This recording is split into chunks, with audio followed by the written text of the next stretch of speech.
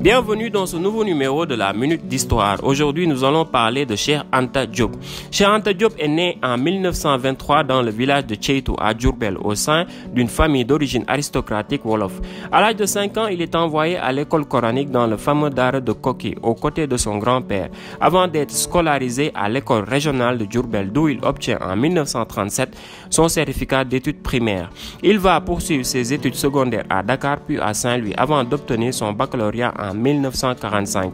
En 1946, il est allé à Paris pour s'inscrire en classe de mathématiques supérieures.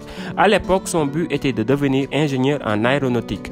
En attente de la rentrée de l'année 1946-47, il va s'inscrire en faculté des lettres de la Sorbonne en philosophie. Il suit en particulier l'enseignement de Gaston Bachelard. À son initiative est créée l'Association des étudiants africains de Paris, dont le premier président est Cheikh Fall.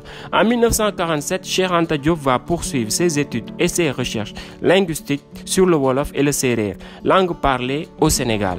Au cours de ce même séjour, il propose avec des notables dans une lettre adressée aux autorités de l'AOF un plan de reboisement du pays afin de faire face aux dangers de la sécheresse. En 1951, il s'inscrit dans les registres de la faculté et présente son sujet de thèse secondaire, qu'étaient les Égyptiens pré-dynastiques, sous la direction du professeur Marcel Griol. Cheikh Anta Diop décède le 7 février 1986. Il repose selon sa volonté à Ceytou auprès de son grand-père, Massamba Sassoum Diop, fondateur du village.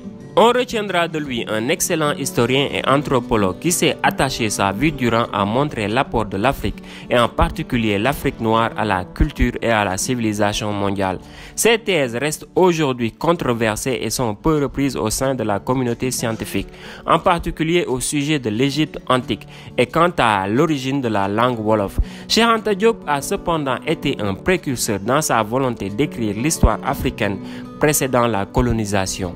C'est en 1948 qu'il achève sa licence de philosophie et s'inscrit en faculté des sciences avant de publier sa première étude linguistique. Étude linguistique Wolof, origine de la langue et de la race Wolof. La même année, Cheikh Anta Diop publie dans un numéro spécial de la revue Le Musée Vivant un article intitulé « Quand pourra-t-on parler d'une renaissance africaine ?» en partie consacré à la question de l'utilisation et du développement des langues africaines, et dans lequel Cheikh Anta Diop propose pour la première fois de bâtir les humanités africaines à partir de l'Égypte ancienne. De retour au Sénégal pendant l'hivernage de l'année 1950, il donne à Dakar et à Saint-Louis plusieurs conférences dont la presse se fait écho.